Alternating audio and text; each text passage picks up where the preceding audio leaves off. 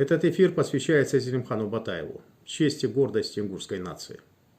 Фотографию Зелимхана вы видите на экране. Но вначале небольшое вступление. Приближается очередная годовщина трагических событий осени 1992 года.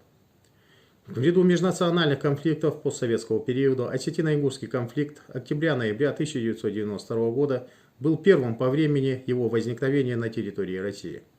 И в течение четверти века он продолжает оставаться неликвидированным и имеет в своем активе большой клубок нерешенных проблем.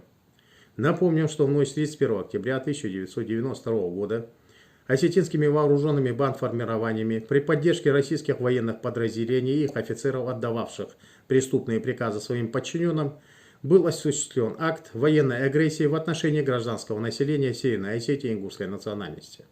В результате заранее спланированной этнической чистки ингушей Северной Осетии были убиты более 650 человек лиц ингушской национальности, свыше 2000 человек побывали в заложниках и более 70 тысяч стали вынужденными переселенцами. А также стоит напомнить, что 198 человек лиц ингушской национальности числятся в списках без вести пропавших с 1992 года, судьба которых остается неизвестной. Теперь о Зелимхане Батаеве.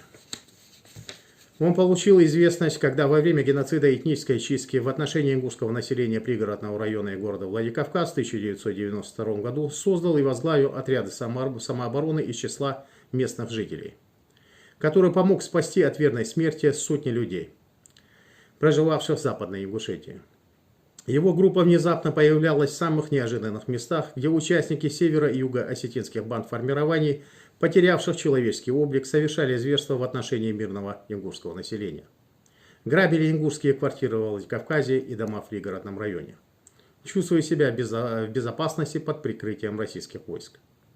Ополченцы Батаева нападали на мародеров и убийц, заставляя их в страхе и в ужасе, побросав оружие, бежать с места преступлений. Во время одного из таких рейдов Зелимхан Батаев задержал, разоружил и привез в город Жайраха 70 участников осетинских бандформирований. Провел с ними разъяснительную работу и дал им возможность беспрепятственно вернуться в Северную Осетию.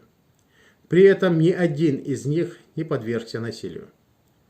В то же время не вернулся живым и здоровым ни один человек ингушской национальности, попавший в руки осетинским бандгруппировкам.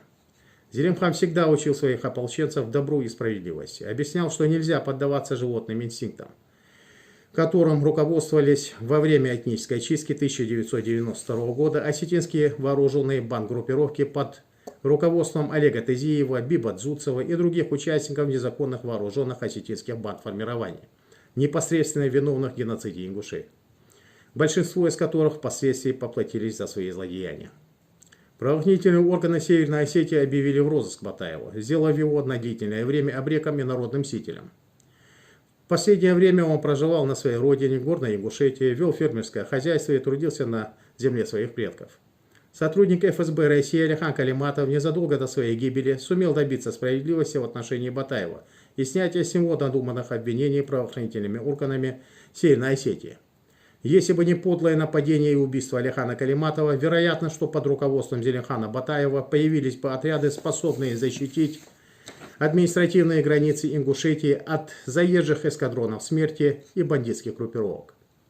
Батаев сильно переживал из-за смерти Алихана Калиматова и был полон решимости отомстить за его убийство. Но жизнь в постоянной борьбе, обречество, глубокое переживание за нынешнюю ситуацию в родной Ингушетии подорвали его здоровье. В последнее время у Зелимхана появились проблемы с сердцем, но за медицинской помощью к врачам он так и не обратился. Его сердце не выдержало нагрузок из-за глубоких переживаний за свой многострадальный народ. Зелимхан Батаев скончался, так и не добившись справедливости, о чем он всегда мечтал. Зелимхан был похоронен в горном селе Лячги, родом откуда он сам и являлся. Имя Зелимхана Батаева, достойного сына ингушского народа, навечно останется в сердцах тех, кто способен оценить его честь, храбрость, достоинство и мужественную жизнь, которую он прожил. Свою собственную жизнь, которую он посвятил своему народу. Дал как этом Бог ценах. Дал Ирзаметики, Тяпальвельс. Зелимхан Мубулыч Бог, он хейк язык посад баймяк. Алик Раильевич.